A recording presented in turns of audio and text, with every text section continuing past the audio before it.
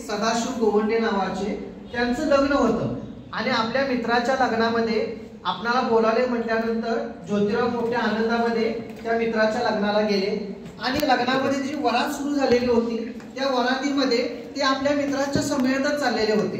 खरं तर तो जो काळ होता पेशवाई जाऊन अवघी 20 वर्षे झालेली होती, सत्ता गेली तरी त्याचा पीळ कायम होता आणि तिथे असं नियम होते की कुणी कुठे चालावं, कुणी कुठल्या लाईनीमध्ये जावं, कुणी कसे पोशाख घालावेत। ज्योतिरावांचा फेटा वेगळ्या कलरचा होता आणि ब्राह्मणांचे फेटे वेगळ्या कलरचे होते। ब्राह्मणांच्या बरोबरीने हे माळ्याचं पोरग चाललंय म्हटल्यानंतर ज्योतिरावांना त्या लग्नाच्या वरातीमधून हाकलून देण्यात आलं। ते घरी आले, रडले आणि आपल्या वडिलांना असं म्हणाले की हा कसला जाती धर्म आहे की जिथं माणसाला माणसाबरोबर चालू दिलं जात नाही, माझी जात वेगळी आहे म्हणून मला तिथून हाकलून काढलं। त्यावेळेला गोविंदरावांनी सांगितलं की तू सुदैवी आहेस की आज पेशवाई नाही, बघ जर पेशवाई असती तर तुला कदाचित ठार देखील केला असतं। आणि मग तिथून पुढे ज्योतिरावांनी अंतर्मुख होऊन विचार करायला सुरुवात केली की असा कसा धर्म असू शकतो जो माणसाला माणसासोबत चालू देत नाही, माणसाला माणसासारखं माणसासोबत वागवत नाही। आणि मग त्यांनी आत्मचिंतन केलं। हजारो वर्ष स्त्री शूद्र अतिशूद्र ही जी मागास राहिलेली होती यांच्या वाट्याला जे हिंकट जीवन आलेलं होतं, अगदी कुत्र्या मांजरांना जे पावित्र्य होतं ते सुद्धा माणसाला पावित्र्य नाही। माणसाच्या सावलीने माणूस मिटाळतो आणि गायीचं शेण आणि मूत्र टाकलं की पवित्र होतो, असा कसा विचित्र धर्म असू शकतो? त्याचं चिंतन त्यांनी सुरू केलं आणि त्या चिंतनातून त्यांना एक सूत्र मिळालं की आपल्या समाजाची जी अधोगती झाली त्याचं मूळ कारण आहे ते म्हणजे अविद्या। आम्हाला शिकू दिलं नाही आणि म्हणून महात्मा फुल्यांनी शेतकऱ्याच्या आश्रमामध्ये ते सूत्र मांडलं, विद्येविना मती गेली, मतीविना नीती गेली, नीतीविना गती गेली, गतीविना वित्त गेले, वित्ताविना शूद्र खचले, एवढे सारे अनर्थ एका अविद्येने केले। मग एवढं सर्व जर आमच्यापासून शिक्षण न मिळाल्यामुळे हिरावून घेतलं असेल तर आम्हाला शिक्षण मिळायला हवं। आणि म्हणून महात्मा फुल्यांनी आपल्या पत्नीला सावित्रीबाईंना शिकवायला सुरुवात केली। हळूहळू त्यांना आद्याक्षरांची ओळख करून दिली। त्यानंतर त्यांनी नगर या ठिकाणी फरारबाई नावाच्या ज्या ख्रिश्चन मिशनरी होत्या त्या महिलांसाठी ट्रेड शिक्षिका बनवण्याची शाळा चालवत होत्या, तिथे त्यांनी सावित्रीबाईंना शिकवलं। आणि त्यानंतर पुण्यामध्ये एक अशी शाळा होती ख्रिश्चन मिशनऱ्यांची, त्या ठिकाणी सावित्रीबाईंना शिकवलं आणि त्यांनी असं ठरवलं की मुलगा शिकला तर तो एकटा शिकतो, पण मुलगी जर शिकली तर ती 2 पिढ्यांना शिकवते, एक सासरची पिढी आणि एक माहेरची पिढी। आणि म्हणून स्त्री शिक्षण फार महत्वाचं आहे महात्मा फुल्यांनी ओळखून 1 जानेवारी 1848 साली या देशामध्ये स्त्री शिक्षणाचा पाया घातला आणि सावित्रीबाईंनी 1 जानेवारी 1848 साली पुण्यामध्ये बिळ्याचा जो वारा आहे त्या ठिकाणी मुलींची पहिली शाळा सुरू केली। पहिल्या दिवशी शाळेमध्ये 6 मुली आलेल्या होत्या, 6। यामधल्या 4 ब्राह्मण समाजाच्या होत्या, 1 मराठा समाजाची होती, 1 धनगर समाजाची होती। अशा 6 मुली शाळेत आल्या, पण या 6 मुली शाळेतून घरी जायच्या आधी त्यांच्या घरामध्ये भटजी जाऊन पोहोचले। त्यांनी सांगितलं की काय डोकं फिरले का काय तुमचं, मुलींनी कुठे शिकायचं असतं का? आपला धर्म मुलींना शिक्षणाचा अधिकार देत नाही, आपल्या धर्मामध्ये बसत नाही, मुली शिकल्या तर धर्म बुडतो। आता हे कोण भटजी सांगतायत? ज्यांनी विद्येची देवता सरस्वती होती असं सांगितलं तेच घरोघरी जाऊन असं सांगतायत की मुली शिकल्या तर धर्म बुडतो, मुली शिकल्या तर त्यांच्या नशिबी अकाली वैधत्व येतं, त्यांचा नवरा लवकर मरतो। आणि मुली शिकल्या तर स्वयंपाकामध्ये आळ्या होत्या, त्यामुळे मुलींना शिकू नका, आणि जर कुणी शिकवलं तर तुमच्या सगळ्या पिढ्या नरकात जातील, आधी जे पितर आहेत त्याला देखील यातना सहन करावे लागतील। दुसऱ्या दिवशी शाळेत मुली चालली, पण महात्मा फुले आणि सावित्रीबाई यांनी हार मानली नाही। त्यांनी सातत्याने त्या मुलींच्या घरी गेले, आई वडिलांचं प्रबोधन केलं, त्यांना शिक्षणाचं महत्त्व समजावून सांगितलं आणि हळूहळू त्या मुलींना शाळेत त्यांना यायला प्रेरित केलं। खरं तर आज जशी शिक्षणाची गळती लागली तशी त्याही काळामध्ये शिक्षणाची गळती होतीच। महात्मा फुल्यांनी 10 कारणं सांगितले की मुलं शाळेत का येत नाहीत, आणि त्यातली 2 महत्त्वाची कारणं होती की मुलं शाळेत न येण्यापाठीमागचं एक महत्त्वाचं कारण होतं ती म्हणजे गरिबी। आज ही गरिबी बहुतांश ते कारण आहे। त्या काळात मुलांना शाळेत यायचं म्हटलं तर घालायला कपडे देखील नव्हते, इतकी कमालीची हलाखीची परिस्थिती होती। आणि दुसरी गोष्ट होती ते खाणार काय शाळेत येऊन, कारण कमवण्याचं काही साधन नव्हतं। आणि म्हणून महात्मा फुल्यांनी त्या काळामध्ये शाळेत येणाऱ्या ज्या मुली असायच्या, मुलं असायची, त्यांना शाळेत आल्यानंतर त्यांना गणवेश दिले, त्यांना शाळेमध्ये खाण्यासाठी अन्न सुरू केलं। मिड डे मीलची योजना आहे ती महात्मा फुल्यांच्या काळामधली योजना आहे। म्हणजे त्यांना खाऊ दिले, कपडे दिले, अन्न दिलं, शिक्षणासाठी लागणाऱ्या वह्या असतील, पुस्तके असतील, दप्तर असतील, हे सर्व त्यांनी दिलं आणि ते शाळेमध्ये मुलींची संख्या कशी वाढत जाईल यासाठी प्रयत्न करत होते. एकीकडे यांचे प्रयत्न चाललेले होते तर दुसरीकडे पुरोहित जे होते ते मात्र या मुली शाळेत कशा येणार नाहीत यासाठी सातत्याने प्रयत्न करत होते.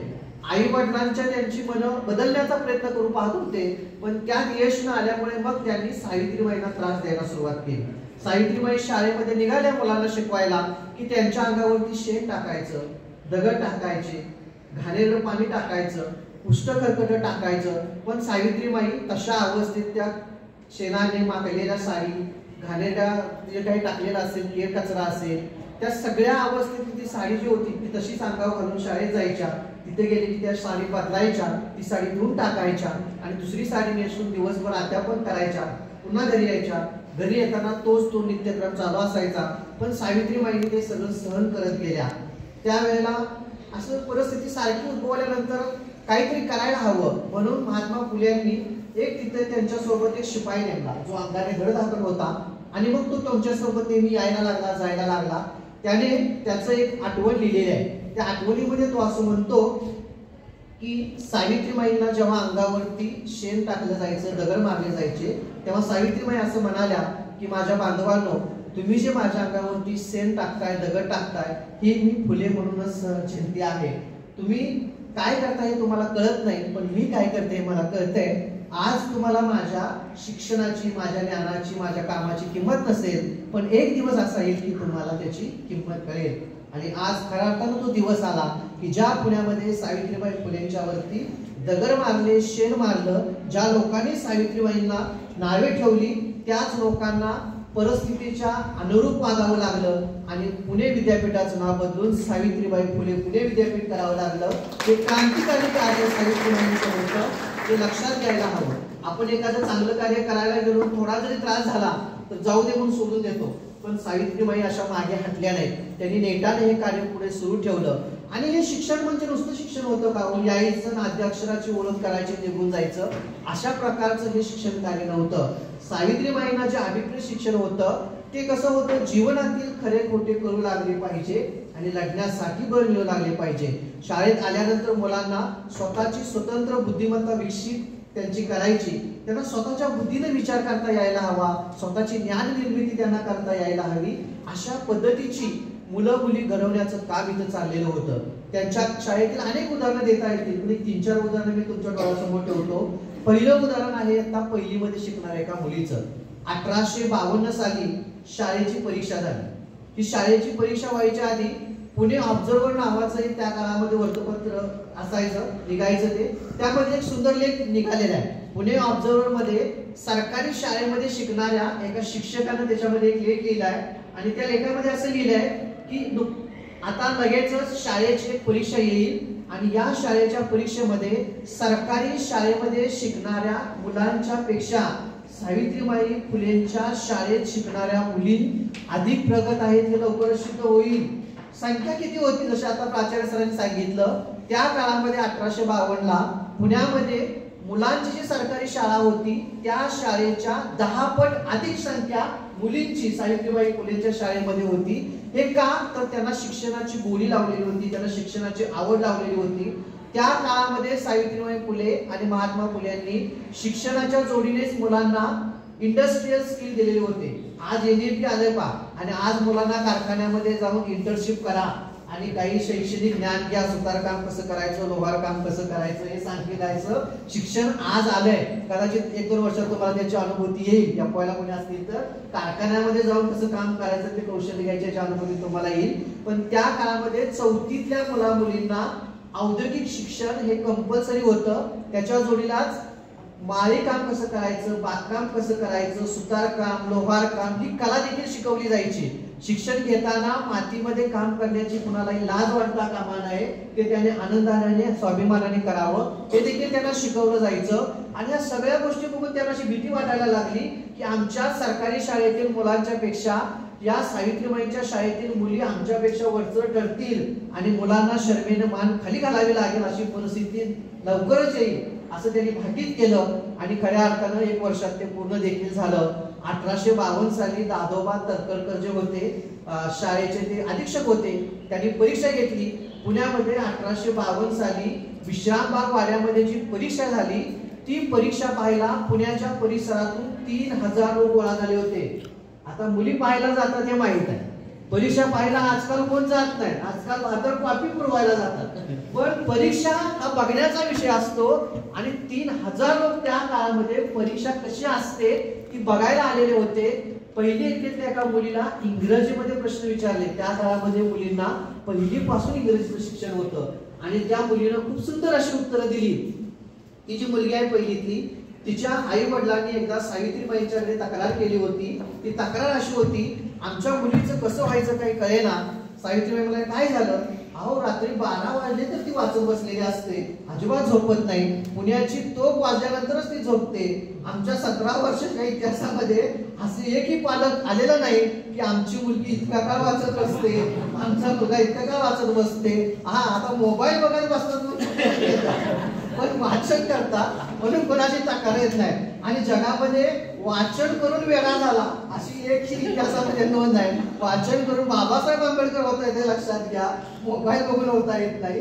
त्यामुळे वाचायची सवय लागायला हवी. वाचाल तर वाचाल. वाचन पंधरवडा आपल्याकडे सुरू आहे, खूप सुंदर आपण बाहेर लिहिलेलं आहे वाचन पंधरवड्याच्या संदर्भात, स्त्री मुक्तीच्या संदर्भामध्ये. तर ही मुलगी रात्री 12 पर्यंत वाचत होती. तिचा पहिला नंबर आला आणि पहिला नंबर आल्यानंतर तिला जेव्हा बक्षीस देण्यात आलं मेजर कॅन्टीनच्या हस्ते, त्यावेळेला तिनं अस्खलित इंग्रजीमध्ये पहिले ते त्या मुलीनं म्हटलंय, honourable sir, honourable madam, please don't give us prizes, give us a school library. अध्यक्ष महोदय, आम्हाला बक्षीस म्हणून खाऊ खेळणी कपडे नकोत, आम्हाला बक्षीस म्हणून काय द्या, तर आम्हाला बक्षीस म्हणून आमच्या शाळेसाठी लायब्ररी द्या. आपण वर्षभरामध्ये 3-4 कपडे घेतच असतो, मोबाईल घेत असतो आणि काही घेत असतो, पण खरंच आपण अंतर्मुख विचार करा, वर्षभरात आम्ही स्वतःचं एक तरी पुस्तक खरेदी केले का? किंवा वर्षभरामध्ये आमच्या ग्रंथालयामध्ये इतकी पुस्तकं असतात, महिन्याकाठी एक तरी आम्ही पुस्तक वाचले का? जर तुम्हाला चांगलं व्यक्तिमत्व घडवायचं असेल तर किमान एक तरी चरित्र आम्ही महिन्याकाठी वाचायलाच हवे, तरच आम्हाला चांगलं चरित्र घडवता येऊ शकतं. ही पहिली इयत्तेतली मुलगी. 4थी इयत्तेमधली एक मुलगी आहे मुक्ता साळवे नावाची. या मुक्ता साळवेने 4थी इयत्तेमध्ये असताना वयाच्या 14व्या वर्षी एक निबंध लिहिला, महारमाम समाजाची दुःखे नावाचा. किमान आपण तो निबंध तरी वाचावा. 4थी इयत्तेतल्या मुलीकडे काय वैचारिक प्रगल्भता असते त्या निबंधामधून दिसते. त्या निबंधाचं वैशिष्ट्य इतकं आहे की त्या निबंधामध्ये इतकं क्रांतिकारिकत्व भरलंय की भारतातील स्त्री मुक्तीची जी साधना आहे किंवा दलित समाजाचं साहित्य जे आहे ते या मुक्ता साळवेच्या महारमान समाजाची दुःखे इथून सुरू होते. इतका तो क्रांतिकारी निबंध आहे. ज्ञानोदय नावाचा जो अंक तेव्हा निघायचा 15 दिवसातून एकदा, तर त्या ज्ञानोदयच्या 15 फेब्रुवारी 1855 आणि मार्च 1855 मध्ये 2 अंकात तो निबंध छापलाय. पुढे पुणे शहराचं वर्णन नावाचा एक ऐतिहासिक ग्रंथ जोशींनी लिहिला, त्या ऐतिहासिक ग्रंथामध्ये हा निबंध छापलाय. एवढंच नाही तर इंग्रज अधिकाऱ्यांनी 1855चा जो शैक्षणिक अहवाल छापलाय त्यामध्ये सुद्धा हा निबंध छापलाय. आपल्या मॅगझिन मध्ये तरी आपण काय लिहिलेलं छापतं का वर्षाच्या शेवटी, याचा तुम्ही अंतर्मुख विचार करा. या निबंधाची किती प्रगल्भता असेल. त्या निबंधामध्ये असं लिहिलंय, लाडू खाऊ ब्राह्मण असे म्हणतात की वेद ही तर आमचीच मक्तेदारी आहे. मग आम्हाला वेद वाचायचा अधिकार नसेल तर आम्हाला धर्मग्रंथ तरी कुठे आहे? आपण गर्व से कहो हिंदू आहे असं म्हणतो, पण हे लक्षात घ्या की जगामध्ये हिंदू नावाचा कुठलाही धर्म अस्तित्वात नाही. आमच्या कागदावरती जरी हिंदू हा धर्म लिहिला असेल तर मी छातीटोपपणे सांगतो की हिंदू नावाचा जगात कुठेही धर्म अस्तित्वात नाही. हिंदू नावाची संस्कृती अस्तित्वात आहे. मग आमचा तुमचा धर्म कुठला? तर तो वैदिकच आहे, फक्त त्याचं नामांतर 1932 ला वेगळं झालं. तुम्ही 4 वेद, 6 शास्त्र, 18 पुराण, रामायण, महाभारत काढून पहा, यात कुठेही तुम्हाला हिंदू नावाचा शब्द दिसत नाही. आणि या देशाचं नाव भारतच होतं. आपल्या राज्यघटनेतलं पहिलंच कलम इंडिया दॅट मीन्स भारत असंच आहे, हिंदुस्थान वगैरे काही नाही. यदा यदा ही धर्मस्य ग्लानिर्भवति भारत असंच आहे, तिथे हिंदुस्थान हे लक्षात घ्या. म्हणून हिंदू या शब्दाचाच अर्थ मुळात चोर, गुलाम, ठग असा असलेला आपल्याला शब्दकोशामध्ये दिसतो. त्यामुळे गर्वाने आपण चोर आहे का, गुलाम आहे का, ठग आहे का याचा ज्याने त्याने विचार करून पाहावा. तर त्या मुक्ता साहेबांनी असं म्हटलंय की आम्हाला जर धर्मग्रंथ नसेल तर आमचा धर्म कसा काय असू शकतो? कारण ज्याला धर्म आहे त्याला धर्मग्रंथ असतो आणि तो धर्मग्रंथ वाचायचा अधिकार सर्वांना असतो. आणि म्हणून ते म्हणते की हे भगवाना, आम्हाला तुझ्याकडून आलेला कुठला धर्म आहे तो कळीव, त्याने आम्हाला तजवीज करता येईल, तसा धर्म स्वीकारता येईल. 1855 ला तिने मागणी केली होती. देवाला काही 100 वर्ष टाइम भेटला नाही. शेवटी 1856 ला बाबासाहेब आंबेडकरांनी नागपूर येथे बौद्ध धर्माची दीक्षा घेतली आणि तो धर्म कोणता आहे कळवलेला आपल्याला दिसतं. ही मुक्ता साळवे. त्यानंतर ताराबाई शिंदे 1882 साली जिने स्त्री पुरुष तुलना नावाचा ग्रंथ लिहिला. आयुष्यामध्ये आल्यानंतर किमान स्त्री पुरुष तुलना हा ग्रंथ प्रत्येक मुलीने वाचायलाच हवा. जगातील स्त्रीवादी साहित्याची सुरुवात ताराबाई शिंदेच्या स्त्री पुरुष तुलना या ग्रंथानंच होते.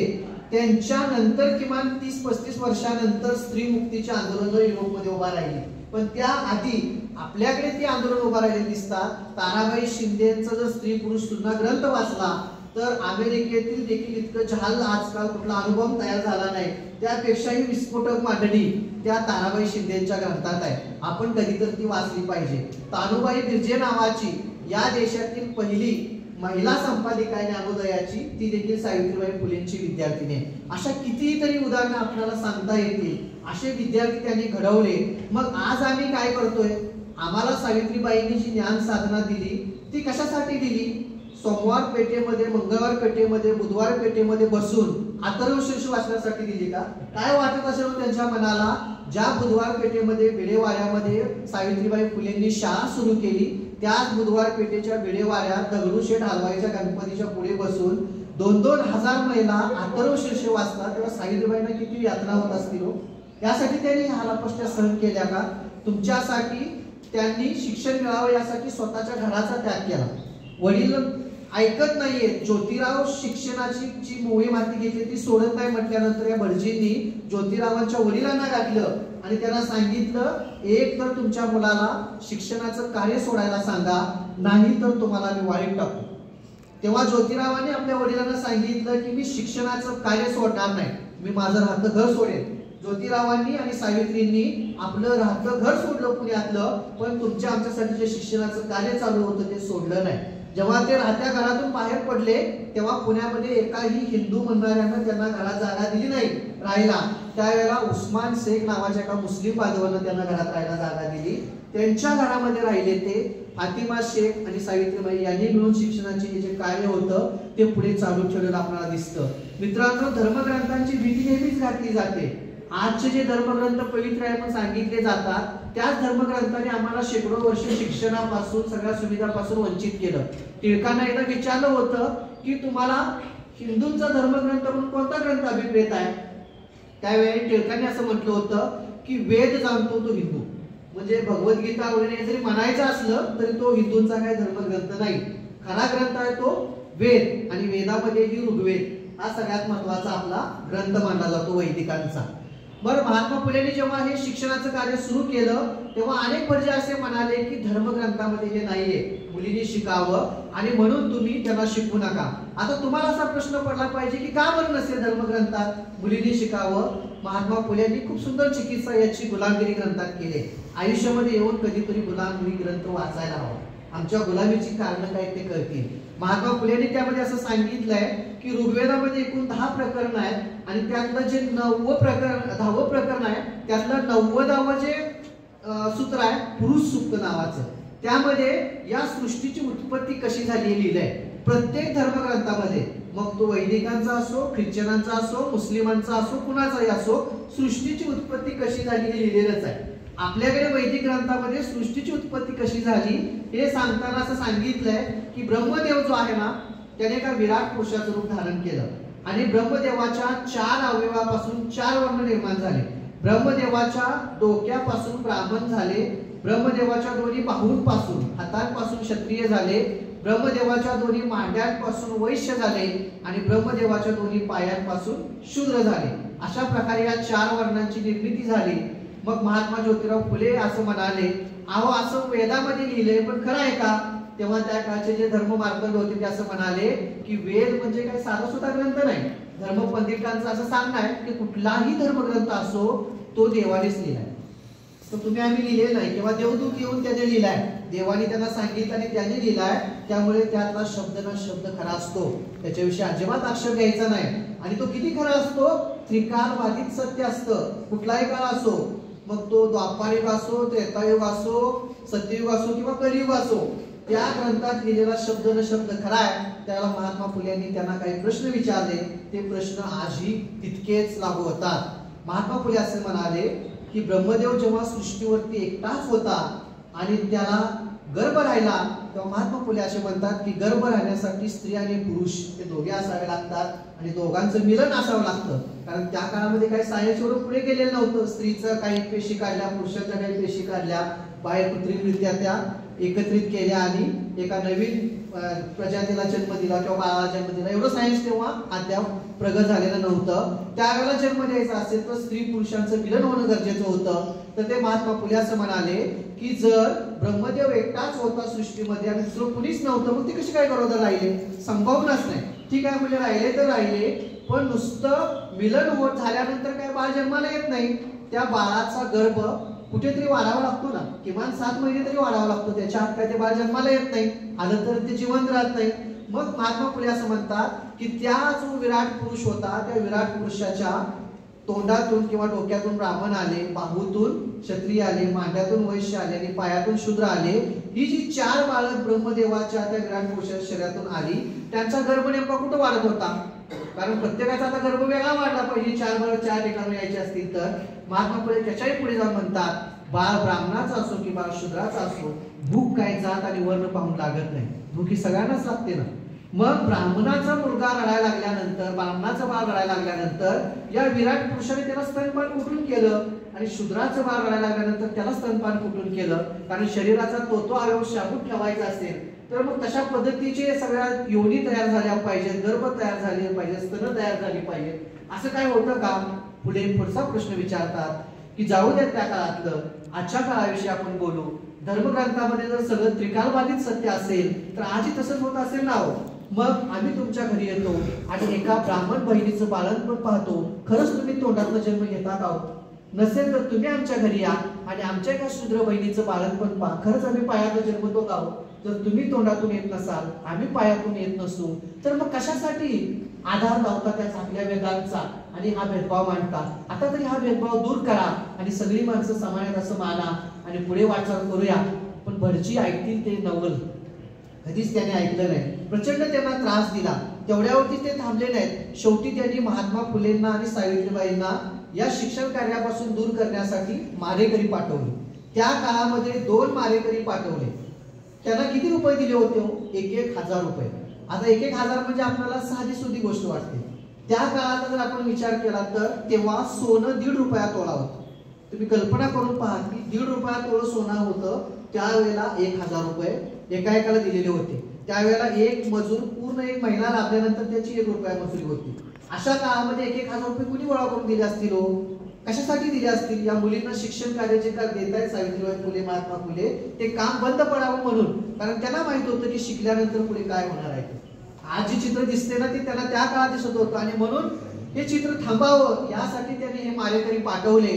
ते मारेकरी आले महात्मा फुले सावित्रीबाईंना मारण्यासाठी. त्यावेळेला सावित्रीबाई फुले आणि महात्मा फुले त्यांना असं म्हणाले की बंधूंनो, मला मारून जर तुमचा प्रश्न सुटत असेल तर जरूर मारा, पण एक काम करा, हे जे 1000 रुपये तुम्हाला मिळणार आहेत ना, तर त्या 1000 रुपयाची दारू पिऊन तुम्ही वाया घालवू नका. या 1000 रुपयातून तुम्ही तुमच्या मुलींच्यासाठी, मुलाच्यासाठी शिक्षण द्या, जेणेकरून त्यांना जगण्यासाठी दुसऱ्याचा खून करण्याची गरज असू नये. त्या मारेकरी जे होते ना, त्यांच्या हातातील त्या कुऱ्हाडी गळून पडल्या. त्यातला एक मारेकरी हा अंगरक्षक झाला आणि दुसरा मारेकरी महात्मा फुलेंच्या सोबत शिकत विद्वान झाला. त्याची ज्ञान साधना पाहून महात्मा फुलेंनी त्यांना काशीला पाठवलं. काशीमध्ये जाऊन त्यांनी सर्व 4 वेद, 6 शास्त्र, 18 पुराण शिकून घेतली आणि तो इतका विद्वान झाला की शृंगेरी नावाचा जो मठ आहे आपल्या जवळच आहे, त्या मठाचे जे शंकराचार्य होते, या देशात 4 दिशाला 4 मठ आहेत हिंदू धर्माचे म्हणून, त्यातला एक शृंगेरी मठ आहे. त्यांच्याकडे जे ज्ञान असतं ते जगात कुणाकडेच नाही असं म्हटलं जातं. शंकराचार्य हे आपल्या धर्मातील टॉप मोस्ट असणारं ज्ञान आहे, त्यांच्या ज्ञानाच्या पलीकडे कुणाचं ज्ञान नाही. अशा शंकराचार्यांच्या विरोधामध्ये हा जो व्यक्ती होता त्याने वेदांवरती एकमेकांच्या प्रश्न विचारले आणि त्या प्रश्नामध्ये शृंगेरी मठाचे जे शंकराचार्य ते पराभूत झाले आणि या व्यक्तीला त्यांनी पंडितराव किताब दिला. इतकं मोठं क्रांतिकार्य केवळ शिक्षण वाचायसाठी लिहायसाठी नाही, इतकी मोठे बदल घडवण्यासाठी होतं आणि महात्मा फुले सावित्रीमाईंनी ते केलं आणि म्हणून तुमच्या आमच्या वाट्याला हे जीवन आलेलं दिसतं. आणखी काय कार्य केलं सावित्रीबाई फुलेंनी? सावित्रीबाई फुलेंनी 4 महत्वाची कार्य केली आणि ते त्याचे लीडर होते असे महात्मा फुलेंनी स्वतःच म्हटलंय. कोणतं कार्य होतं? तर सगळ्यात महत्वाचं होतं ते म्हणजे ज्या स्त्रिया फसवल्या जात होत्या आणि त्यांना आपलं जीवन संपवावं लागत होतं किंवा आपल्या मुलाला मारून टाकावं लागत होतं, अशा स्त्रियांसाठी बाल हत्या प्रतिबंधक गृहाची त्यांनी केलेली स्थापना. महात्मा फुले यांनी 4 डिसेंबर 1884 साली मुंबईला जे अव्वल सचिव आहेत त्यांना एक पत्र लिहिलंय आणि त्या पत्रामध्ये 13 वर्षापूर्वी घडलेली एक घटना आहे ती नमूद केलेली आहे. ती घटना जर आता आपण काळजीपूर्वक पाहूया. महात्मा फुले म्हणतात की आमच्या घरामध्ये 395 गंजपेठ पुणे येथे बाल हत्या प्रतिबंधक गृह आम्हाला का सुरू करावं वाटलं, तर ते 1863 सालचं एक घडलेला जो उदाहरण आहे ते सांगतात. 1863 साली गोवंडे नावाचे ब्राह्मण व्यक्ती होते आणि त्यांच्या घरी काशीबाई नावाची एक स्त्री, विधवा स्त्री होती. ती स्वयंपाक करायचं काम करायची. ती तरुण होती, सुंदर होती, पण विधवा होती. तिला आकारी वैधत्व आलेलं होतं आणि मग याचा गोवंडा होता ना, त्यांच्या घरी ही स्त्री जेवणाचं काम करायची आणि त्यांच्याच घरी शेजारी असणाऱ्या एका भटजीनं या स्त्रीला फसवलं आणि फसवल्यानंतर तिला दिवस गेले. दिवस गेल्यानंतर तिने गरोदरपणा मारायला लागल्यानंतर आपलं बाळ जे आहे ते पारून टाकण्याचे सगळे प्रयोग करून पाहिले, पण त्यात यश आलं नाही. हळूहळू ती स्वतःला तिने आपल्या एका घरामध्ये कोंडून घेतलं, पण कित्येक महिने ती बाहेरच आली नाही. बाळाला जन्म दिल्यानंतर आईला आनंद वाटेल की नाही? जगामध्ये अशी कुठली आई असेल की ती बाळाला जन्म दिल्यानंतर तिला आनंद वाटणार नाही? पण या काशीबाईला आनंद वाटला नाही, कारण हे बाळ जर आपण घेऊन समाजात गेलो तर एका विधवेला झालेलं बाळ आहे, ते कोण स्वीकारेल? आणि मग आपणाला नावे ठेवली जातील, या बाळाला खूप यातना होतील. म्हणून त्या बिचारीने घाबरून स्वतःचे जे लहान बाळ जन्मलेलं आहे त्याचा गळा जो होता तो चाकूने चिरला आणि ते बाळ गोवंड्याच्या त्या वाड्यामध्ये एक विहीर होती, त्या विहिरीत टाकलं. 2-3 दिवसांनी ते प्रेत वरती आलं. पोलीस आले, त्यांनी चौकशी केली आणि या काशीबाईला पकडलं आणि काशीबाईला अंदमानच्या काळ्या पाण्याची शिक्षा झाली. या भारत देशामध्ये अंदमानच्या काळ्या पाण्याची शिक्षा झालेली ही पहिली भारतीय महिला आहे. ती बातमी पेपरमध्ये छापून आली आणि ती बातमी पाहून सावित्रीबाई अस्वस्थ झाल्या. त्या दिवसभर जेवल्या नाही. रात्री सावित्रीबाई आणि महात्मा फुले यांच्यामध्ये चर्चा झाली. सावित्रीबाई असं म्हणाल्या की या देशामध्ये विधवेला पुनर्विवाहाचा अधिकार नाकारणारी व्यवस्था 1 नंबरची गुन्हेगार आहे आणि या देशामध्ये ज्या भटजीने तिला फसवलं, ज्या शेजारच्या माणसाने तिला फसवलं, त्याने खरी तर ती जबाबदारी घ्यायला आली होती, पण त्याने ती जबाबदारी घेतली नाही. तो 2 नंबरचा गुन्हेगार आहे. 1 नंबर आणि 2 नंबरच्या गुन्हेगारांना सोडलं आणि या काशीबाईला मात्र काळ्या पाण्याची शिक्षा दिली. हे चित्र आपल्याला बदलायला हवं. आपण फक्त पेपरमध्ये अशा घटना घडल्या की वाचतो आणि सोडून देतो, पण सावित्रीबाईंनी ती घटना सोडून दिली नाही. त्याने असं सांगितलं की आज आपला काळ, आपल्या खर्चा पुरेशी रक्कम नसणार आहे, तरी देखील आपण याच्यासाठी काहीतरी करायला हवं. आणि मग सावित्रीबाईंची तळमळ पाहून पुण्यामध्ये 395 गंजपेठ या ठिकाणी जे सावित्रीबाई फुले, महात्मा फुले राहत होते, तिथे त्यांनी बाल हत्या प्रतिबंधक गृहाची सुरुवात केली 1863 ला. पुण्यामध्ये सगळीकडे पोस्टर लावली.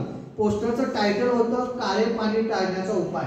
पुण्यामध्ये आणि ज्या ज्या ठिकाणी तीर्थस्थळं होती अशा ठिकाणी ती पोस्टर लावली जायची, कारण विधवेला दिवस गेले की ते तीर्थयात्रेला गेले असे सांगितलं जायचं. विधवा वर्षभर बाहेर फिरायची, तिकडेच कुठेतरी बाळाला जन्म द्यायची, बाळ टाकून द्यायची आणि परत यायची. मित्रांनो, त्या काळातली आकडेवारीची सांगते की दरवर्षी किमान अशी विधवांना 1000 तरी बाळं व्हायची आणि ती बाळं टाकून दिली जायची, कारण स्वीकारायचं कोणी. बरीचशी बाळं मारून देखील टाकली जायची. त्यावेळेच्या जर तुम्ही खानेसुमाऱ्या पाहिल्या, 1890 साली महाराष्ट्रामध्ये जवळपास 80,000 विधवा स्त्रिया होत्या ज्यांचं वय 12 वर्ष पूर्ण झालेलं नव्हतं. वयाची 12 वर्ष पूर्ण झालेली नाहीत अशा 80,000 विधवा महाराष्ट्रामध्ये 1890 ला होत्या. अलीकडे मी लोकहितवादींची काही शतपत्र वाचली, त्यात तर इतकी धक्केदायक आकडेवारी आहे की वयाच्या पहिल्या दिवसापासून 4 वर्ष पूर्ण झालेल्या, म्हणजे 4 वर्षापेक्षा जास्त नाही, 4 वर्षाच्या आत पहिल्या दिवसापासून महाराष्ट्रामध्ये किती विधवा होत्या? 12,000 विधवा होत्या. 4 वर्ष पूर्ण व्हायच्या आधी महाराष्ट्रात 12,000 विधवा त्या काळामध्ये होत्या. आता त्या ब्राह्मण समाजाच्या होत्या. धर्मग्रंथ असे सांगत होते की नवरा मेला की स्त्रीने सती जायला पाहिजे. तिने दुसरा कुठला उद्योग करायचा नाही, सतीच जायचं. नवऱ्याच्या चितेवरती स्वतःला जाळून घ्यायचं. पण विल्यम बेंटिक यांनी सती प्रथा बंदीचा कायदा आणला आणि त्यामुळे स्त्रीला सती जाता येत नव्हतं. मग काय करायचं? तिचं केश ओपन करायचं, कारण केश तिच्या सौंदर्याचा एक महत्वाचा भाग असतो. मग तिनं केश ओपन करायचं, एखाद्या पांढऱ्या रंगाची किंवा लाल रंगाची साडी घालायची, कुठलंच तिनं गोडधोड खायचं नाही, शरीर सौंदर्याची कुठलीच आभूषणं लिहायची नाहीत आणि आयुष्यभर स्वतःला त्या खोलीमध्ये कोंडून घ्यायचं, कुठल्याही सुखदुःखाच्या प्रसंगामध्ये जायचं नाही. अशी हालाकीची परिस्थिती त्यांच्या वाट्याला आलेली होती. महात्मा फुलेंनी खूप सुंदर लिहिलंय गुलामगिरी ग्रंथामध्ये. ते असं म्हणाले की भारत देशामध्ये स्त्रिया ज्या आहेत ना, पतीसाठी सती गेल्याची शेकडो उदाहरणं आहेत. ते असं म्हणतात की या देशामध्ये नवऱ्यावरती प्रेम करणाऱ्या जशा स्त्रिया होत्या, नवऱ्यासाठी त्या सती गेल्या, तसं या देशामध्ये स्त्रीवरती प्रेम करणारा एक तरी नवरा होता की नाही. आणि मग स्त्री मेल्यानंतर तो का सता गेला नाही, हा प्रश्न महात्मा फुलेंनी विचारला. तर ते म्हणाले की पुरुष बदमाश असतात. जगातले सगळे धर्मग्रंथ पुरुषांनी लिहिलेत आणि या बदमाशांनी स्वतःकडे 4 महत्वाचे अधिकार ठेवलेत. पहिला आहे तो लग्नाचा अधिकार, दुसरा आहे संपत्तीचा अधिकार, तिसरा आहे निर्णय घेण्याचा अधिकार आणि चौथा आहे संपूर्ण सत्तेवरती मालकीचा अधिकार. हे 4 अधिकार त्याने आपल्याकडे घेतले आणि सगळे निर्बंध स्त्रियांवरती लादले. वर्षभरामध्ये स्त्रियांनी पुरुषासाठी करायचे शेकडो तुम्हाला वृत्त आणि उपवास दिसतील, पण पुरुषांनी स्त्रीसाठी करायचा एक उपवास आपल्या संस्कृतीमध्ये असेल तर सांगा. कुणाला माहित आहे काय? एक उपवास असा आहे की तो पुरुष आपल्या आईसाठी करतोय, बहिणीसाठी करतोय, बायकोसाठी करतोय, मुलीसाठी करतोय, वहिनीसाठी करतोय. असा एक तरी उपवास आहे काय? का बरं नाही? कारण सावित्रीबाईंनी सांगितलं शिक्षण फक्त वाचायसाठी नाही घ्यायचं, चिकित्सा करता आली पाहिजे, मांडणी करता. प्रत्येक धर्माची हीच अवस्था आहे, काय फारशी वेगळी नाहीये. आणि म्हणून महात्मा फुले असं म्हणतात की का बरं एकही सता गेला नाही, उलट ती स्त्री मेल्यानंतर तिला जाळताना आता कुणाशी लग्न करायचं याचं चिंतन झालेलं होतं. त्या काळामध्ये लोकहितवादीने असं म्हटलंय, पेशव्यांचा एक पानसे नावाचा सरदार होता पुण्यामध्ये, त्याच्या एकट्याच्या घरामध्ये 54 विधवा होत्या, 54 विधवा स्त्रिया. मग काय करायचं आहे विधवांनी? वयाच्या 9व्या-10व्या वर्षाच्या आतच त्या विधवा व्हायच्या. पुन्हा त्यांना लग्नाचा अधिकार नाही. आयुष्य कसं काढायचं, कोणासोबत काढायचं, आणि फसवलं गेलं तर अशा प्रकारचे सगळे अडचणी. आणि म्हणून महात्मा फुले, सावित्रीबाई फुले यांनी या स्त्रियांना फसवल्यानंतर त्यांनी जीव देऊ नये किंवा त्यांच्या बाळांनी जीव देऊ नये म्हणून बाल हत्या प्रतिबंधक गृहाची स्थापना केली. पुण्यामध्ये सगळीकडे पोस्टर्स लावले की काळे पाणी टाळण्याचा उपाय. जर तुम्हाला कोणी फसवलं असेल किंवा चुकून वाकडं पाऊल पडलं असेल तर तुम्ही तुमचा जीव देऊ नका किंवा बाळालाही मारू नका. तुम्ही आमच्या घरी या, आमच्या घरी येऊन पालक व्हा, हवा असल्यास बाळ घेऊन जावा किंवा बाळ ठेवा. त्या बाळाच्या संगोपनाची सगळी जबाबदारी आम्ही करू. आणि हे सर्व त्यांनी केलं. त्या पत्रामध्ये असं म्हटलंय की महात्मा फुलेंनी असं म्हटलंय की सावित्रीबाईंनी पुण्यामधल्या 37 विधवा ब्राह्मण बाळंतणींची बाळंतपण केली. 37. सरांनी म्हटलं ना की 1 किंवा 2